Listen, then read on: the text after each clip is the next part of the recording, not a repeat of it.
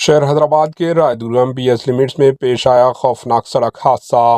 BNR हिल से मेहंदीपट्टनम जा रहे एक स्टूडेंट की तेज रफ्तार कार फ्लाईओवर से जा टकरा गई, जिसके नतीजे में 19 साला चरण की मौके पर ही मौत वाक़ हो गई और कार बुरी तरह तबाह व बर्बाद हो गई। पेश है इस खुसूस की कुछ झलकियाँ। Bureau report, HN news.